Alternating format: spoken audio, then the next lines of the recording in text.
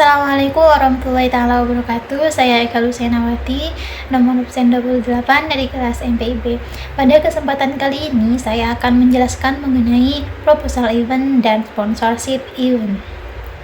Nah, jadi pengertian daripada proposal event yaitu proposal berasal dari bahasa Inggris yang memiliki arti sederhana sebagai suatu bentuk pengajuan ataupun permohonan.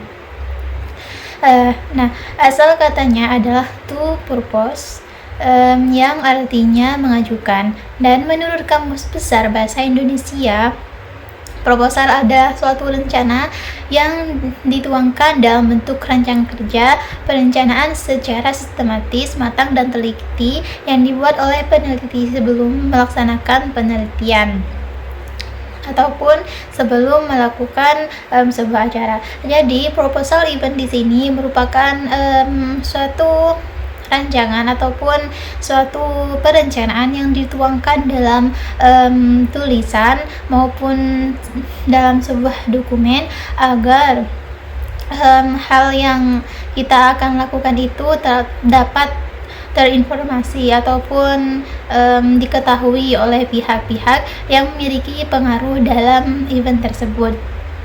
Nah, dalam proposal ini juga dijelaskan di dalamnya itu mengenai event yang akan kita selenggarakan, dana yang akan kita butuhkan, latar belakang dari event tersebut, dan lain sebagainya. Adapun tujuan pembuatan proposal di sini yaitu untuk mendapatkan izin atau persetujuan dari suatu pihak mengenai rencana ataupun rancangan yang akan dilakukan.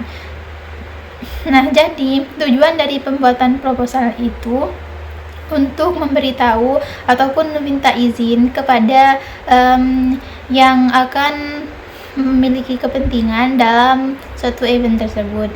Jadi dari adanya proposal di sini, akhirnya dari event tersebut memiliki izin secara legalitas daripada orang yang memiliki kepentingan. Adapun penyusunan proposal event, secara umum itu bentuk proposal event sama dengan proposal lainnya. Bentuknya pun disesuaikan dengan rancangan event yang akan dilakukan. Nah, adapun akan saya sebutkan beberapa rancangan dalam proposal ini. Yang pertama itu ada latar belakang. Latar belakang memuat sebab ataupun latar belakang terjadinya akan dilakukannya sebuah event tersebut. Yang kedua itu dasar pemikiran. Yang ketiga nama dan tema kegiatan. Dan yang seterusnya landasan kegiatan, tujuan dari kegiatan yang akan diadakan, bentuk kegiatannya seperti apa, dan juga sasaran. Kita harus menentukan event kita itu akan dikhususkan kepada siapa, misalnya kepada umum ataupun mahasiswa dan lain sebagainya. Yang seterusnya itu pelaksana dan susunan panitia, rencana pelaksanaan, dan juga rencana anggaran. Jadi semua ini harus ada dalam sebuah proposal event. Ya, yang selanjutnya itu mengenai sponsorship event. Nah, pengertian dari sponsorship event di sini yaitu sebuah transaksi komersial, yaitu pihak pemberi dan mengharapkan balas jasa dari pihak penerima dana, dan kedua belah pihak saling setuju untuk saling memberi dan menerima. Jadi contohnya ini sponsorship ini merupakan sebuah transaksi antara si penyelenggara event tersebut dengan orang yang akan memberikan perannya dalam event tersebut. Jadi si orang eksternal ini ataupun sponsorship ini mengharapkan kepada penyelenggara event itu agar dapat membantu ataupun memberikan jasanya kepada si sponsorship ini.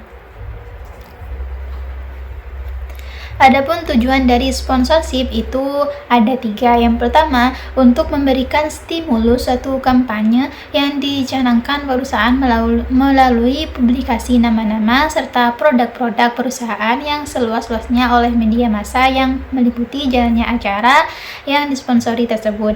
Yang kedua itu untuk mendukung strategi pemasaran. Yang ketiga itu untuk memperlihatkan niat baik organisasi ataupun perusahaan guna dengan melaksanakan tanggung jawab sosialnya. Jadi seperti contohnya begini, kita mengadakan sebuah event.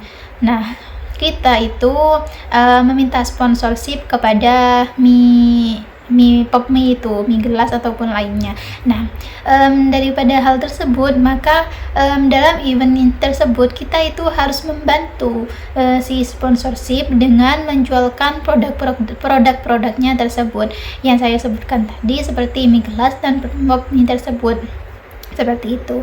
Nah, yang seterusnya itu strategi mendapatkan sponsor. Adapun strategi sponsorship, terdapat 3 langkah pokok yang harus diperhatikan, yaitu yang pertama segmentasi pasar, yang kedua penetapan pasar sasaran, dan yang terakhir itu penempatan produk. Seterusnya ada negosiasi sponsor. Dalam mendapatkan sponsorship, maka perlu adanya upaya ataupun lobby gitu, dan negosiasi dari dua pihak. Dari adanya kegiatan lobby dan negosiasi, maka diharapkan kepentingan masing-masing pihak itu dapat terwujudkan. Jadi si penyelenggara event ini mendapat keuntungan dan si sponsorship juga mendapat keuntungan dari event tersebut. Jadi hal ini akan saling menguntungkan ataupun terjadi simbiosis mutualisme di dalam suatu event tersebut. Mungkin sekian dari saya, kurang dan lebihnya mohon maaf. Akhiron ini, wassalamualaikum warahmatullahi taala wabarakatuh.